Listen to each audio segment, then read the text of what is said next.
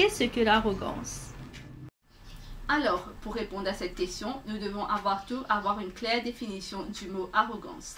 L'arrogance se définit par l'expression de la suffisance, par des manières hautaines aussi. L'arrogance est souvent banalisée. En effet, un équivoque est attaché au mot arrogance car les gens accordent souvent l'arrogance à l'autorité. Or, tel n'est pas le cas car une personne peut détenir une autorité ou une position mais être humble. Plusieurs personnes dans la Bible ont une grande autorité mais restent humbles. Le premier est Jésus, lui qui est fils de Dieu. Le Seigneur est la définition même de l'humilité qu'il transmet à son tour à ses enfants à travers son Esprit Saint comme il le fait avec Paul. Ce dernier qui est considéré comme un des apôtres phares dans la Bible est humble dans sa démarche. Cela permet alors de décrire que l'autorité est une chose et l'arrogance en est une autre. Alors, d'où vient l'arrogance? Lorsque vous lisez la Bible, Galates chapitre 5, les versets 19, 20 et 21 font clairement mention des attitudes contraires aux choses de Dieu. Sachez que l'autorité vous est donnée par Dieu, mais l'arrogance ne vient pas de Dieu. Alors, dans le livre de Galates, le chapitre 5 au verset 16 et 17, la parole dit que la chair a des désirs contraires à ceux de l'esprit. L'arrogance est une manière de créer un apparat qui vous distingue du monde.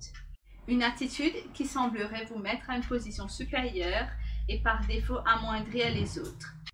Pour que vous puissiez voir plus clair, allons faire un tour dans l'histoire de Daniel, particulièrement celui du roi Nebuchadnezzar. En effet, c'était un roi puissant, mais il était tellement imbu de son pouvoir qu'il fit construire une statue d'or en son honneur. Est-ce que Dieu pardonne les arrogants? Mais sachez que Dieu, dans sa grande compassion, usa de patience envers Nebuchadnezzar et ne voulant pas qu'aucun périsse, mais voulant que tous arrivent à la repentance, exile ce roi hors de ce royaume pour que son orgueil soit anéanti et pour qu'il reconnaisse que Dieu seul mérite toute la gloire et l'honneur.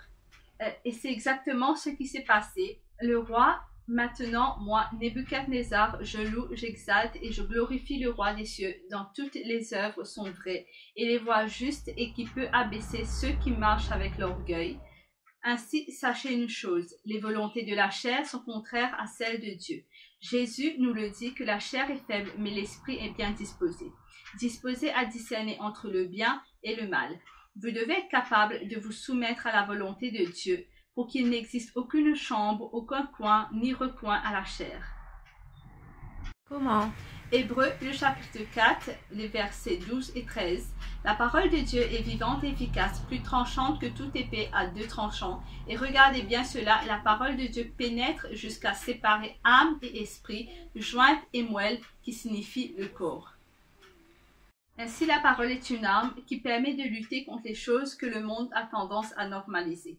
Servez-vous-en pour discerner, pour vous informer, pour avoir une connaissance complète afin de ne pas périr. Nous pouvons donc comprendre que l'arrogance conduit à la chute, mais Dieu élève celui qui est humble. Voilà.